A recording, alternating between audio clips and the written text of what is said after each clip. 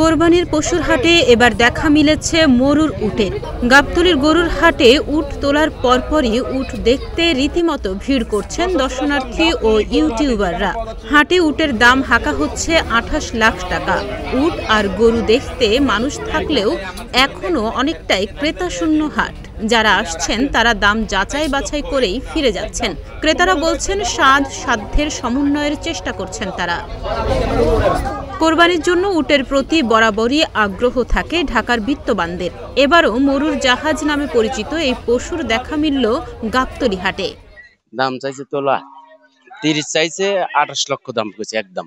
ঈদুল আজহাকে সামনে রেখে পশুর হাট না জমলেও উটকে ঘিরে আগ্রহের কমতি নেই ক্রেতা ও দর্শনার্থীদের। কেনা হোক বা না হোক, কেউ কেউ ছবি তুলছেন উটের সঙ্গে। আমি উট দেখতে আসছি। আসলে এর আগে উট এভাবে বাস্তবে দেখি নাই, তো এই প্রথম দেখলাম।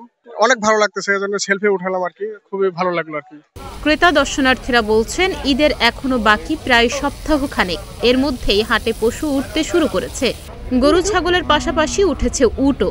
এখন ঘুরে দেখা আর দাম জানার পালা। কেনা শুরু হবে আরো 2-3 দিন পর। বর্ডার এলাকা থেকে বাংলাদেশে আসছে, ওইখান থেকে আমরা এখানে সেভ করে নিয়ে আসছি। মঙ্গলবার দিন আমরা নিয়ে আসছি। কোনো নাম রাখা হয়নি উটের উট দাম চাইতেছি, কালকে বলছে 28 লাখ, আজকে এখন 30 লাখ। এদিকে বিক্রেতারা বলছেন চাহিদা থাকায় গাবতলী হাটে উটের সংখ্যা বাড়ছে। এখনো বেচাকেনা শুরু না হলেও সময়ের সাথে সাথে শুরু হবে, এমনটাই প্রত্যাশা তাদের। ডেস্ক রিপোর্ট, প্রতিদিনের বাংলাদেশ।